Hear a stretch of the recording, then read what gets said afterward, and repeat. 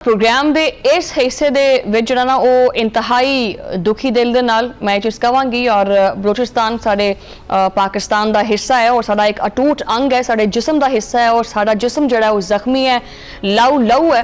और बलोचिस्तान दे विच गम की इस कड़ी दे विच पंजाब की और सारे पंजाबी जिहड़े ने वो यकमुट्ठी जिहड़ा ना उन्हां दे नाल खड़े ने और इस दुख दे विच बराबर दे शरीक ने, क्योंकि बलोचिस्तान दे विच अमन दे जिहड़े दुश्मन ने उन्होंने एक बारी फिर बुज़दली दिखाई है, मासूम और निहत्ते लोगों के उत्ते वार किए गए।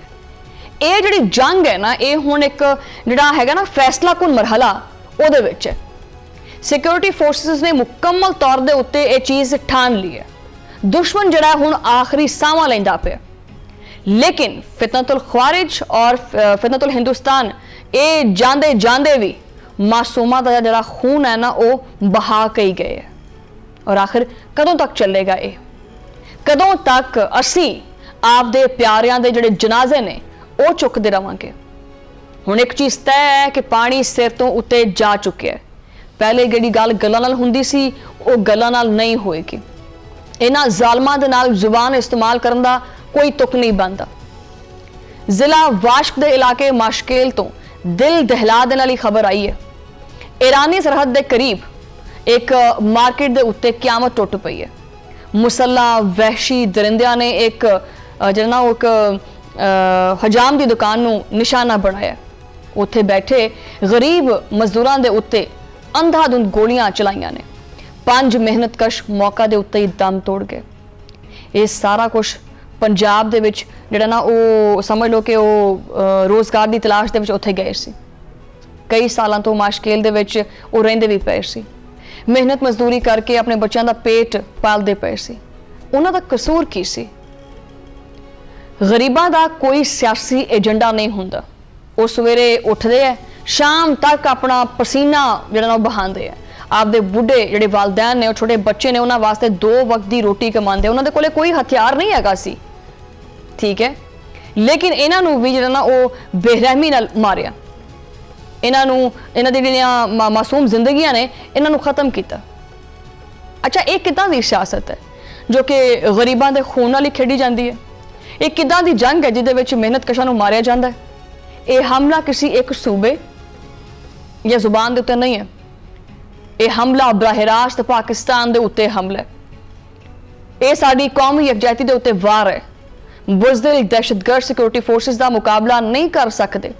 जदों वो फौज के सामने जो ना वो टिक नहीं पाते तो फिर वो की करते हैं, वो गरीबों के उत्ते अपना गुस्सा कढ़ देंगे, निहत्ते लोगों को मारते हैं और फिर सनसनी फैलाते हैं कि ये देखो हमने तुम्हारे शहरी मारे हैं। आपकी मौजूदगी का एक झूठा एहसास दिवाते हैं और फिर कहते हैं कि जी ये हैगी है मर्दानगी। ये मर्दानगी नहीं है, खुली बुज़दली है। ये गीदड़ पपकियां ने, एक तुहाडे कदी काम नहीं आउणगियां। हुण इन्हां दी औकात जिहड़ी है वो सारे सामने आ चुकी है। इन्हां नूं पता है कि इन्हां दा वक्त पूरा हो चुका है और वो हुण जिहड़ा ना वो वक्त दूर नहीं हैगा कि इन्हां दी जिहड़ा ना नस्ल ही सारी मिटा दी जाएगी। दूजे पासे जिहड़ा ना वो रियासत ने भी हुण अपनी जिहड़ा ना फैसला कर लिया। दहशतगर्दां दे खिलाफ ऑपरेशन शुबान जिहड़ा है वो पूरी ताकत दे नाल जारी है। पाक फौज, फ्रंटियर कोर और बलोचिस्तान पुलिस मिल के कार्रवाइयां करती पई है। इंटैलीजेंस बेस्ड ऑपरेशन दे विच तेजी आ गई है और ताज़ा कार्रवाई दे विच मजीद 7 दहशतगर्दां नूं जिहड़ा ना वो मौत दे घाट उतार दिता है। हुण तक ऑपरेशन शुबान दे विच जहन्नम वासिल होने वाले खारजियां की तादाद जिहड़ी है वो 71, बल्कि हुण तक जदों तक मेरा प्रोग्राम हुंदा पिया 100 तक पहुंच गए होने। अगर दूसरे ऑपरेशन भी शामिल किया जाए तो 5 जुलाई तो लैके हुण तक 109 दहशतगर्द जिहड़े ने उन्होंने इबरत का निशाना बनाया गया। सिक्योरिटी फोर्सेस ने इन्हां खारजियां दे कब्जे तो भारी मिकदार दे विच असलहा बरामद किया है और असले दे विच की है M4 राइफलां ने, SMGs रॉकेट लॉन्चर्स ने और मोबाइल फोन्स भी ने। ये साजो समान इस गल का सबूत है कि यह धरती का अमन तबाह करना चाहते सी, लेकिन साढ़े जवानों ने इन्हां दे नापाक अजायम जिहड़े ने वो मिट्टी विच मिला दिते। वज़ीर दाखिला मोहसिन नकवी ने फोर्सेस नूं जबरदस्त जिहड़ा ना खराजे तहसीन पेश किया।